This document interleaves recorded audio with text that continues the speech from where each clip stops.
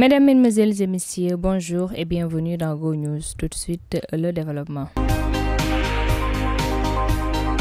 Dr Cheikh Dieng entre dans l'histoire du nouveau régime. À l'issue du Conseil des ministres de ce mercredi 31 juillet, le limogeage du Dr Cheikh Dieng a été acté. Ainsi, il est le premier directeur général nommé et gommé par le 5e président de la République du Sénégal. Désormais, il est ex-directeur de l'Office national de l'assainissement du Sénégal, ONAS. Les raisons qui pourraient expliquer ce désaveu restent encore floues. Tout de même, sa mésentente avec une bonne partie de son personnel est avancée par une certaine opinion. Il lui est notamment reproché de recruter à tort et à travers un clientélisme politique dépourvu de la moindre qualification en la circonstance. Dr Cheikh Dieng avait également été à l'origine d'audits au sein de sa nouvelle boîte, signe de la tension dans cette société. Une nébuleuse affaire de voitures reçues d'un privé aurait court-circuité sa crédibilité lors de sa participation à la délégation du Premier ministre Ousmane Sonko en déplacement à Saint-Louis. Il n'a pas respecté la règle républicaine car il a prolongé son séjour saint-louisien de 5 jours après le retrait du chef du gouvernement.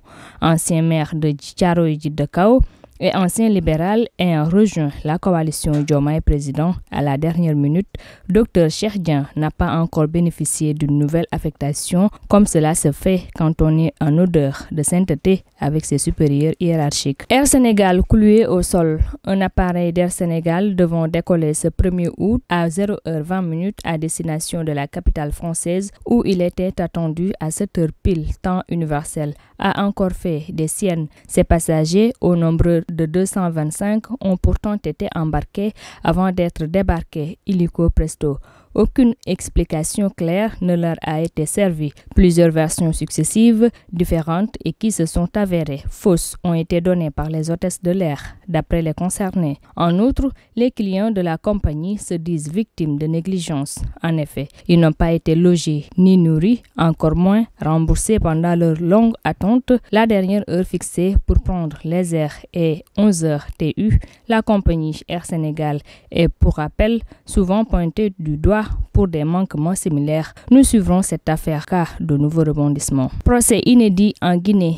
Le retentissant massacre perpétré le 28 septembre en 2009 en Guinée a livré son verdict de ce 31 juillet 2024. L'ex-chef de la junte Moussa Dadis Camara a été condamné à 20 ans de réclusion pour crimes contre l'humanité. 10 autres anciens dignitaires de son régime n'ont pas échappé aux condamnations prononcées à la fin d'un énoncé fleuve ayant duré 4 tours d'horloge. Moussa Dadis Camara, après s'être emparé du pouvoir par la grâce d'un coup d'État, a dirigé la Guinée 12 mois durant entre 2008 et 2009. Au terme d'un procès tout aussi long, puisqu'il a pris 22 mois, l'ancien homme fort a été condamné à 20 ans. Le 28 septembre 2009 est en effet une des nombreuses pages noires dans l'histoire de la Guinée. Au moins 156 personnes avaient été sauvagement abattues et des centaines d'autres blessées dans la répression visant à interdire un rassemblement de l'opposition dans un stade de Conakry, rebaptisé depuis Stade du 28 septembre. Aussi, plus de 109 femmes avaient également fait l'objet de viols. Depuis l'indépendance du pays en 1958, c'est la première fois que de telles peines émanant de la justice s'adressent à des responsables ayant exercé à ce niveau. La majorité des victimes avaient cependant tenu à ne pas assister au procès de peur d'éventuelles représailles. Tentative d'assassinat. L'ancienne première dame de la République démocratique du Congo, Olive Lembe Kabila, vient d'échapper à la mort. L'annonce a été faite par elle-même. Une tentative d'infiltration musclée dans la résidence de l'ex-couple présidentiel à Kinshasa a lieu ce 31 juillet à la mi-journée. Elle est faite par un groupe muni de cocktails Molotov. Des coups de feu ont été aussi entendus dans la foulée. La dite résidence est située à proximité de bâtiments stratégiques. Elle est en effet non loin du palais présidentiel où vit et travaille officiellement le président du pays, Félix Tshisekedi.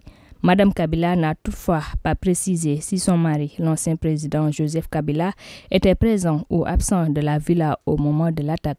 Mesdames, Messieurs, c'était tout pour ce Go News. Merci de l'avoir suivi et rendez-vous demain.